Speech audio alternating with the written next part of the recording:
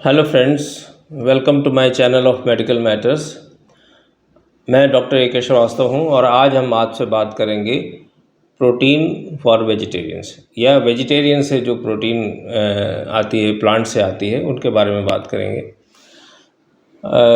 हम दो तीन सोर्सेज से हमें प्रोटीन मिलती है वेजिटेरियंस को। एक सीरियल से, मिलेट से, पल्सेस से और डेयरी प्रोडक्ट से।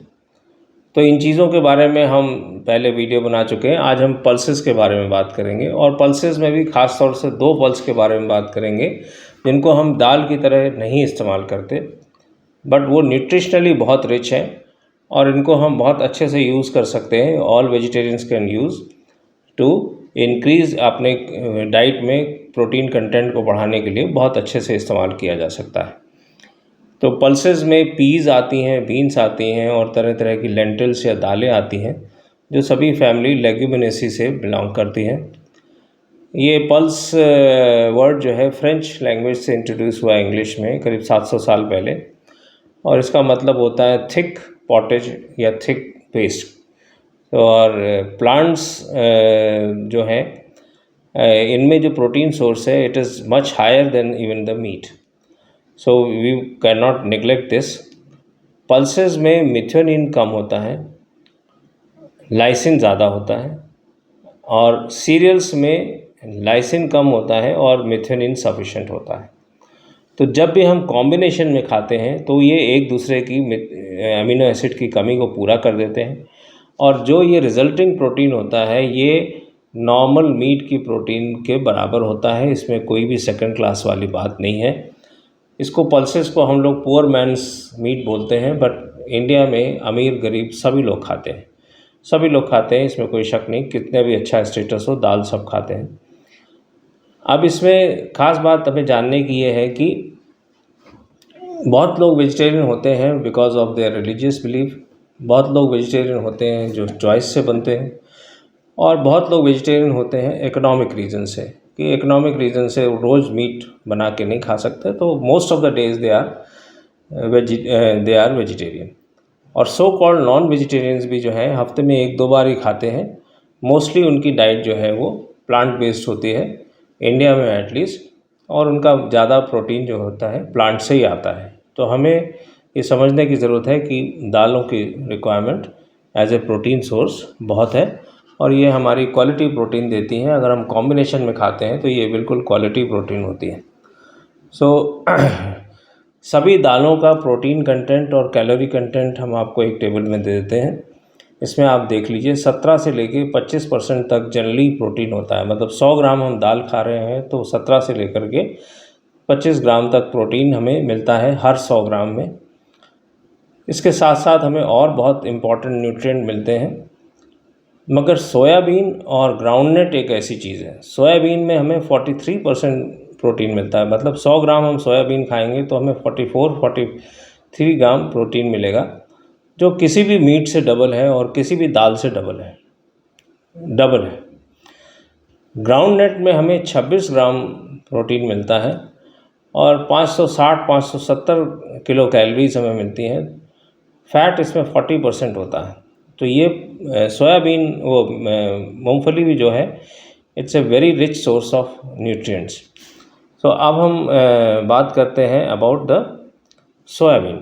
सोयाबीन जो है चाइनीज़ इसको यूज़ कर रहे हैं हज़ारों साल से।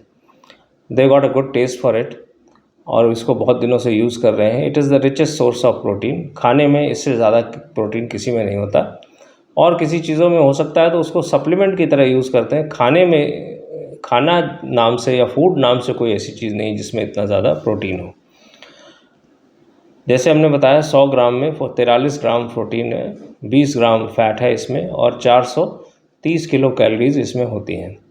इसका इस्तेमाल सॉसेस में होता है, तरह तरह के पेस्ट में होता है जिसको चाइनीज़ इस्तेमाल करते हैं। इसका सोया पाउडर बनता है जिसको हम आटे के साथ मिला दें तो उसका प्रोटीन कंटेंट बहुत बढ़ जाता है। दाल की तरह यूज़ होता है, मिल्क की तरह यूज़ होता है, टोफू की तरह यूज़ होता है, कर्ड की तरह यूज़ होता है और ये बहुत सारी कन्फेक्शनरी आइटम्स का सोर्स है, उसमें इसको इस्तेमाल करते हैं।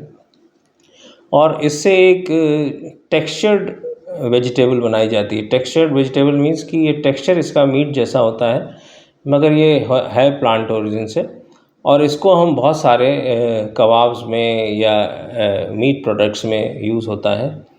सोयाबीन का यूज़ जो है, ये सोयाबीन बेस्ड इन्फेंट फार्मूलाज होते हैं उनमें भी होता है, क्योंकि कई बच्चों को लैक्टोज इंटॉलरेंस हो जाता है। तो लैक्टोज इंटॉलरेंस जिसमें हो गया, उसमें ये फार्मूलाज जो हैं बहुत अच्छा काम करते हैं। सोयाबीन से ऑयल बनता है, जिसको एज ए कुकिंग ऑयल भी यूज़ किया जाता है, मार्गरीन बनाने में यूज़ किया जाता है। तो सोयाबीन एक ऐसा वेजिटेरियन प्रोडक्ट है जिसमें प्रोटीन मीट से भी डबल है, और इसको हम बहुत अच्छे से यूज़ कर सकते हैं to enhance the protein content of our vegetable diet. और सोयाबीन को हम अपनी इंडियन भाषा में बोलें तो इसको आप पुलाव में इस्तेमाल कर सकते हैं प्रोटीन बढ़ाने के लिए। इसको वेजिटेबल बना सकते, करीज़ बना सकते हैं, ड्राई वेजिटेबल बना सकते हैं, मंचूरियन बना सकते हैं, कुछ भी बना सकते हैं। लिमिटलेस यूज़ है सब तरह से। इवन इन सब कुछ चीज़ों में इनको एज ए स्वीट डिश भी इसको इस्तेमाल किया जा सकता है। The only limitation is your thinking. और जो सोयाबीन से ऑयल निकालने के बाद जो रेजिड्यू बनता है वो बहुत प्रोटीन रिच हो जाता है। उसको अभी तक जनरली जो है एनिमल फूड की तरह इस्तेमाल करते हैं, पिग्स में, पोल्ट्रीज़ में, कैटल एक्सेट्रा की फीड में इस्तेमाल किया जाता है। बट ये अदरवाइज़ बहुत अच्छा सोर्स है, इसको किसी भी फूड प्रोडक्ट या प्रोटीन सप्लीमेंट की तरह इस्तेमाल किया जा सकता है। सोयाबीन ऑयल में बहुत ही एसेंशियल फैटी एसिड्स बहुत हैं, 53% एसेंशियल फैटी एसिड है, लिनोलिक एसिड, और मूफा कंटेंट भी करीब 24-25% है। तो this is a very rich food. It is a legume, and but it is generally not used as a dal, as we know most of us. Now let's come to groundnut. Groundnut, monkey nut या peanuts हम सब जानते हैं। हम सब जानते हैं कि ये खाने में बहुत अच्छा लगता है, मगर बहुत सारा खाना चाहिए और इससे हमें प्रोटीन की कमी पूरी हो जाएगी, ये बहुत कम लोग जानते हैं। इसमें न्यूट्रिशन कंटेंट की बताएं तो 100 ग्राम मूंगफली जो खाने वाली होती है, छिलका हटा दें तो 26 ग्राम प्रोटीन होता है, 40 ग्राम फैट होता है, और करीब 567 किलो कैलोरीज इसमें एनर्जी होती है, which is very much high than as compared to all other cereals, grains and pulses. It is very rich in calcium, it is rich in potassium, it is rich in niacin, it is rich in biotin and iron. So it's a very compact source of nutrition, and it हम जैसा जानते हैं इसको हम raw भी खा सकते हैं, रोस्ट करके खा सकते हैं, सोक करके खा सकते हैं, बॉयल करके खा सकते हैं, सलाद में यूज़ कर सकते हैं, स्नैक्स में तो यूज़ होती ही होती है। और सलाद में अगर हम इसको हाफ़ बॉयल या सोक करके बनाएं और इसमें साथ में बहुत सारी वेजीज डाल लें, carrots, tomatoes, onions, green leafy, cabbage etcetera, तो it becomes a very beautiful, tasty, healthy meal, complete meal because of the protein content.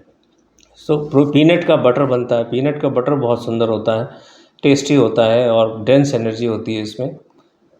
Vegan लोग इसको इस्तेमाल करते हैं, आप भी ट्राई कीजिए, इट्स वेरी गुड। पीनट का मिल्क बनता है, पीनट का टोफू बनता है, और पीनट को भी हम आटे के साथ पाउडर की तरह मिक्स करके उसका प्रोटीन कंटेंट बढ़ा सकते हैं। जितने भी माल न्यूट्रिशन के लिए सप्लीमेंट्री फूड है, इंडियन मल्टीपर्पज़ फूड है, बालाहार है, इंडियन माल्ट बैलेंस्ड डाइट है माल्ट वाली, इन सब में इसका इस्तेमाल होता है बिकॉज द एनर्जी डेंस है, ये बहुत एनर्जी डेंस है और बहुत टेस्टी होता है। इसको किसी भी चीज़ में मिला दें उसके से स्वाद बन जाता है। मूंगफली में अगर फंगस लगा हो तो उसको मत खाइए, काले रंग का फंगस लगा हो तो मत खाइए। ये एस्परजिलस होता है जो एफ्लाटॉक्सिन कर सकता है और ये हमें नुकसान करता है। तो फ्रेश अच्छी मूंगफली हो खाइए, और वेरी रीज़नेबल कॉस्ट में मिलती है। कुकिंग जैसी चीज़ों की भी ज़रूरत नहीं है, कहीं भी किधर भी खाया जा सकता है। So please remember this, it's a very good source of protein. और ये सोयाबीन और पीनट्स, इन दोनों के बारे में हमें बहुत जानना चाहिए।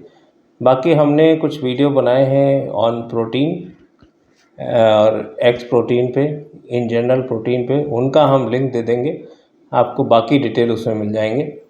And you can always reach me out by your comments. So thank you very much friends, and that is all from me.